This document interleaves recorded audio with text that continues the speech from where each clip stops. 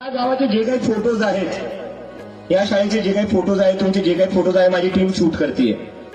Cockroach जनता पार्टीच्या Instagram पेजवर तुमच्या सगळ्यांचं आणि तुमच्या शाळेचं आम्ही फोटोज टाकणार आहे आणि आम्ही लोकांना सांगणार आहे की जर तुम्हाला शिकायचं शाळा कशी ठीक करायची आहे तर ते पिंपळदरीच्या लोकांकडून शिका.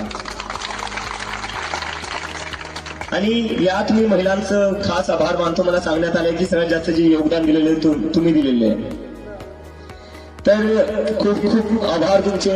तुम्ही या देशासाठी इन्स्पिरेशन आहे आणि या देशाने तुमच्याकडून खूप काही शिकण्यासारखं. मी तर खूप काही शिकलोय आज, कारण की मला असं होतं की मी सांगतो ते शाळेत हे खराब आहे, पण काय काय चांगलं करता येऊ शकतं हे पण सांगणं गरजेचं आहे आणि ते तुमच्याकडून मला शिकायला भेटले ते. तर तुमचे सगळ्यांचे खूप खूप आभार. आणि सरपंच मॅडम, अजून एक गोष्ट मला आवडली, मी आलो आणि जी सरपंच होती तीच बसलेली होती. त्यांचे भाऊ किंवा त्यांचे हसबंड बसलेले होते, सरपंच स्वतः बसलेल्या होत्या.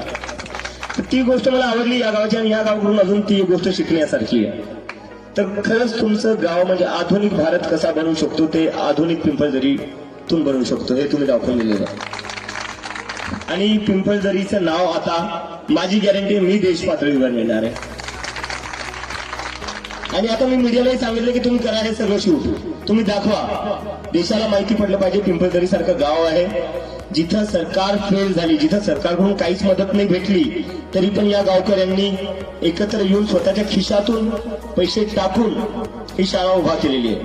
काही लोक मला सांगण्याचा प्रयत्न करताय की सरकारकडून हे देण्यात आलं ते देण्यात आलं, सगळं झाल्यावर देण्यात आलं ना, बरोबर आहे ना? गाववाल्यांना विचारतोय मी.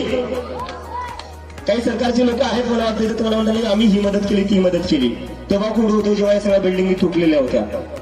सगळं चांगलं झाल्यावर क्रेडिट घ्यायला भरपूर लोक येतात आणि तेच काही लोक करायला बघतायत, पण ते मी होऊ नाही देणार. मी सगळ्या देशाला सांगाल की पिंपळदरीच्या लोकांनी स्वतःच्या खिशातून पैसे टाकून ही शाळा उभा केलेली आहे आणि खरंच तुमच्या सगळ्यांना सल्यूट आहे.